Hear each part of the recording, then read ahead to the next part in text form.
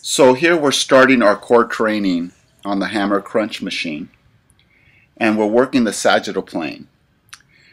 Our main focus is the rectus abdominis, but also what comes into play is the external oblique, the internal oblique, and the psoas major. As you can see in this movement, I have my left leg elevated.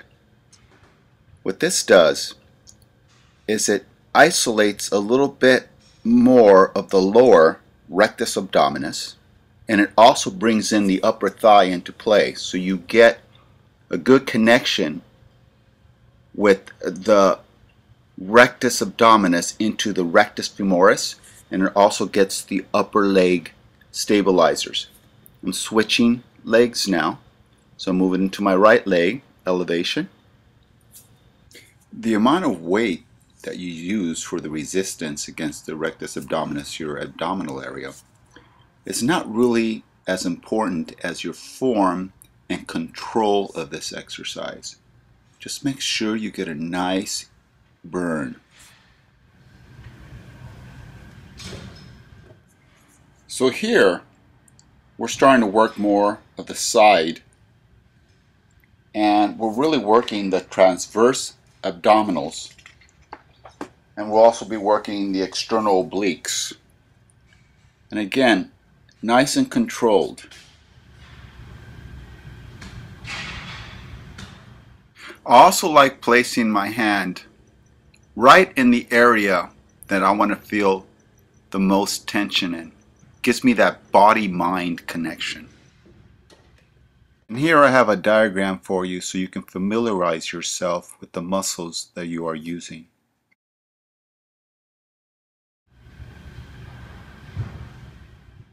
And we're also getting the serratus anterior, which brings a nice connection from the side into the rectus abdominis. So here we're moving into hanging leg raises. Please excuse my halo. It's a lamp up in the ceiling area. Nope, heaven ain't missing an angel.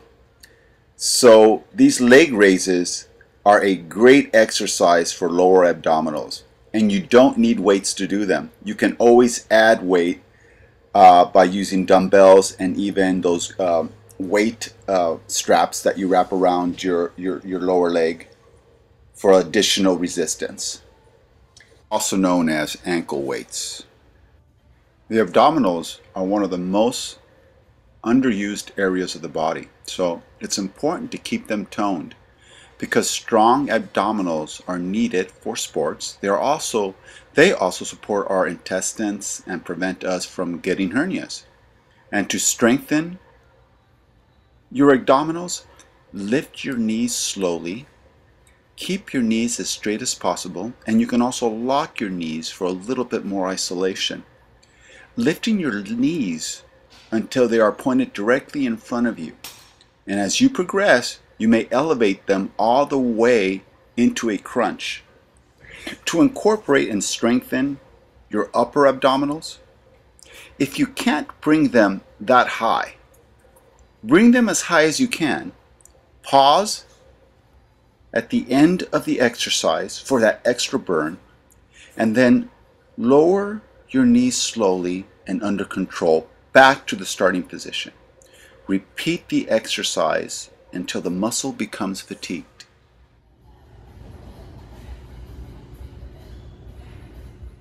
And as you can tell, we've moved into the side lateral leg raises here. If we'd like, we can be a little bit more specific and call these lateral knee raises.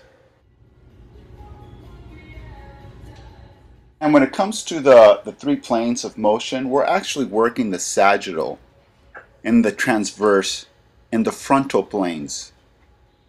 So the erector spinae, the external obliques, the internal oblique, they're much more incorporated with this movement. And here I'm giving you more of a side view of the hanging leg raises. And hanging leg raises, again, the area more focused on is the lower abdominal. It's a strengthening exercise, not a hip flexion exercise. You will fire your hip flexors, but your goal is to curl your hips up, curving your spine. And try to get a nice rhythm. Don't swing. And here I'm giving more of a full body view in relationship to this exercise. And also, I'm incorporating both movements in this section of the video.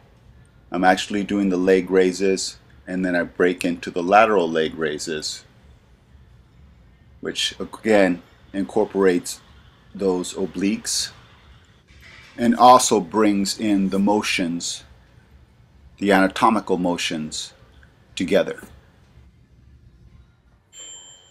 If you find it difficult to start off with the hanging leg raises from a multi-purpose machine, there's always equipment that'll give you a little bit more support, such as you see here.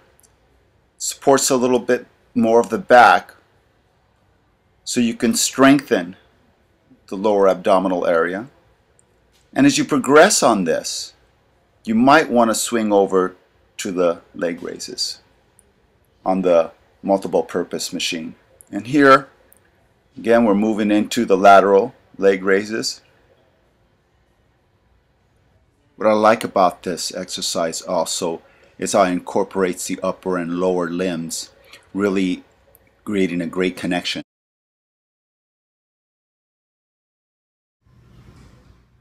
So you see now we're moving into the muscles of the spine. The erector spinae, which is composed of three muscles.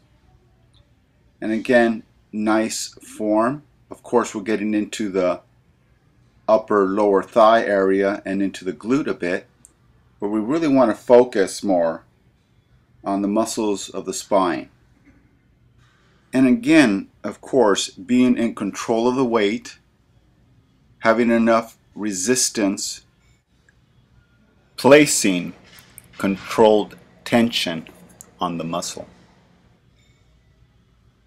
And what you really want to also do is, as you come all the way up, feel the muscles of the upper limb, like your trapezius and your middle and lower rhomboid.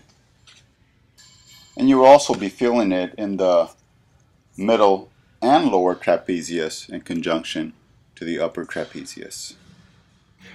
One thing you want to be careful with in this exercise is not to overextend. A lot of people overextend and pinch the lower back, the area of the lower back known as the erector spinae. Finish being perpendicular to the floor. And I work the bar up tight against my thighs. Arm placement is at shoulder width. And as with any exercise, the body and mind connection is very important. So don't rush your exercise techniques. Actually feel, as you're coming up, the tension and resistance starting at the glutes and working all the way up into the upper trapezius. Actually put the mind in those areas as you work up. Gives it more isolation and gives you more control and a better understanding of your body. I really can't express enough the importance of actually knowing what muscles you're using. Here's a diagram of the back, and not to exclude the gluteus maximus, take review and take a look at this so you familiarize yourself better with your body. Okay, so now we're moving to the lateral flexors of the trunk. You're looking at the erector spinae, the external oblique, internal oblique, and psoas major. Again, as you're working in the frontal plane, really focus on form. Do not rush this exercise. Feel it all the way through.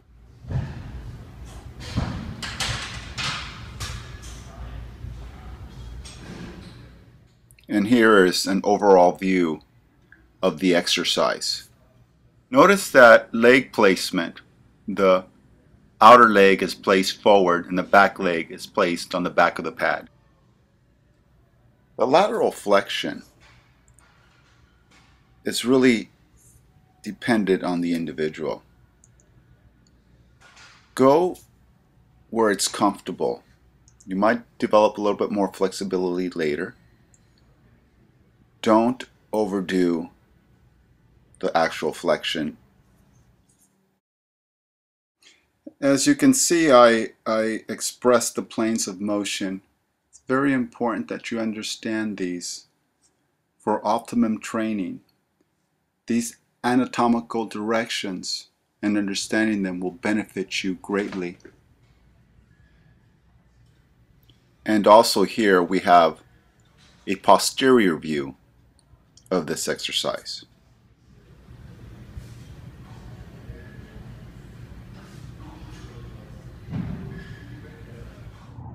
Well, I hope you enjoyed the series on abdominal core training. I enjoyed making it. I hope you benefit from it. And feel free to hit subscribe and also like. And feel free to follow me on my Facebook page. Be real to yourself. Also, when you get a chance, check out the Good Mornings on the Hack Squat series too. And remember to follow me on my Facebook page.